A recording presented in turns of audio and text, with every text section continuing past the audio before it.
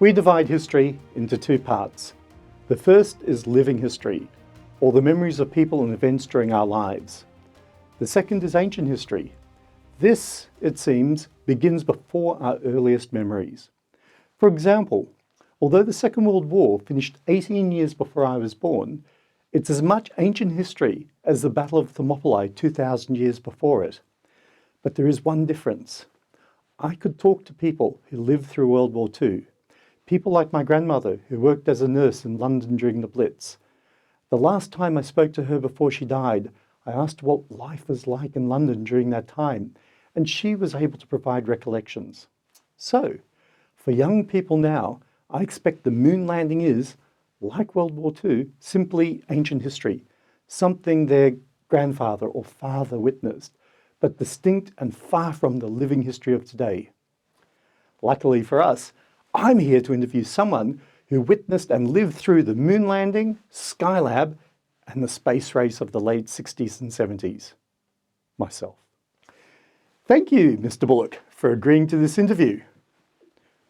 Thank you, Stuart. I'm always glad to be here. And please call me Stuart. What do you remember about the 60s? Well, I was too young to remember the assassination of JFK, which happened in November 1963, as I was born in September that year. My earliest memories begin around 1968. I recall Beatles songs on the radio, and that young children at school had short hair, but the young men of the day had long hair. Oh, I miss my hair. Ignore your hair, Stuart. At Christmas in 1968, the Apollo 8 mission circled the moon without landing. Oh yes, I remember my mum talking about it, and it was on the news. We had black and white TV in those days, and not everyone had one. They were the size of cabinets. The astronauts were Frank Borman, William Anders, and James Lovell. Lovell commanded the later Apollo 13, but my very first memory, of course, is Apollo 11. History recounts Neil Armstrong, Buzz Aldrin, and Michael Collins being launched to the moon on the 21st of July 1969, and Neil Armstrong becoming the first person to step on the moon. Okay, but what do you remember about the moon landing? Well, I was in preschool in Canberra, and I think our teachers herded us into a classroom to watch it on a large black and white TV. My memory of the landing is dim and may be conflated with footage from news later that evening. I recall reading later, as a young man, the moonwalk happened at 12:56 p.m. Australian time. For a 6-year-old, this meant anything space-themed was a Christmas present. Mine was a white plastic helmet with a NASA logo. 1969 was also the year that Skippy, the bush kangaroo, came to Canberra. But Skippy aside, even you must have been aware of something more important. Well, between 1969 and 1972, NASA continued to propel men to the moon like shooting peas from a pipe. In all, 10 Apollo missions were planned, but only 7 happened. The last was Apollo 17. Apollos 8 to 20 were cancelled due to budgetary constraints, and partly due to the success of their predecessors. During the 70s, there are a number of other standout events. ABBA, for instance. We went through flared trousers, glam rock and disco to punk rock, long hair to short hair.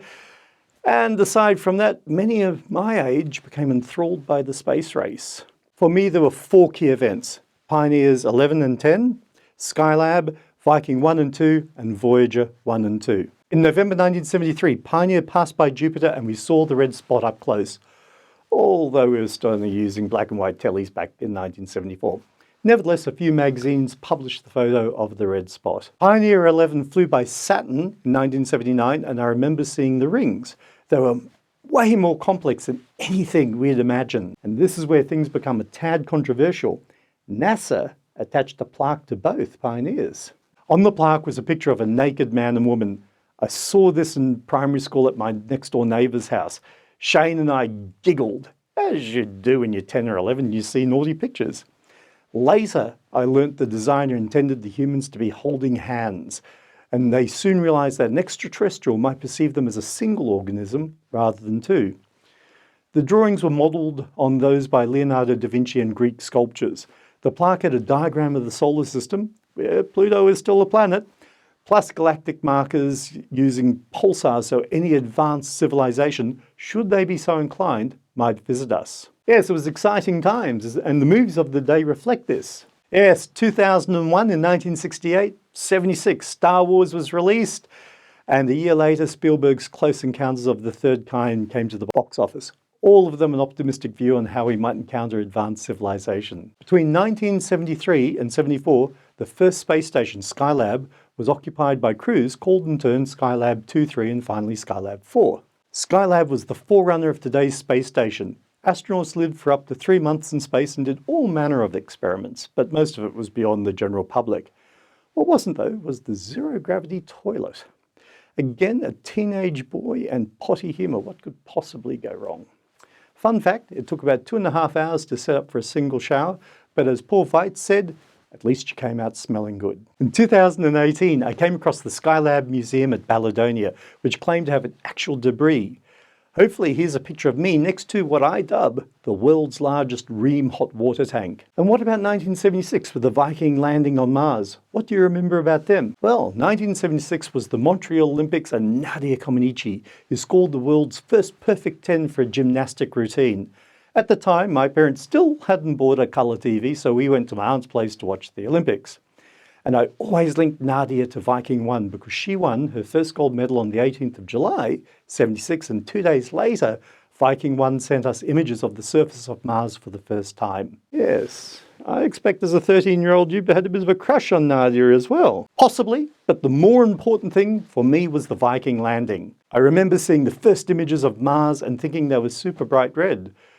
I thought the Martian landscape looked even more alien than the grey one of the moon. Of course, Viking took samples looking for signs of life past or present. Then there were the Voyager missions. They remain one of the most successful space exploration endeavours of all time. Stuart? Yes, Voyager 1 was launched on the 20th of August 1979, but this was 4 days after the death of Elvis Presley, so press coverage about it was little to none. Everyone talked about Elvis and if he was truly dead or just faking it. Voyager 1 gave us close images of Jupiter and Saturn's moon Titan. What do you remember about them? I remember Voyager 2, although launched earlier, took a longer route and passed by Jupiter and Saturn. But I remember the photos of Uranus and Neptune more than Saturn or Jupiter. By this time we'd seen Jupiter, so it wasn't news, but Neptune was. It was a cool electric blue. Both of these craft are now in interstellar space.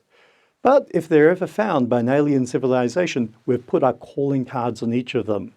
Each Voyager has a golden disc. And what's funny is they're already old-fashioned LP records. And I suspect there are a lot of young people who've never seen a record player and may wonder why the discs have a hole in them. Yes, I imagine the aliens might be wondering that too. But so far you've mentioned the American programs.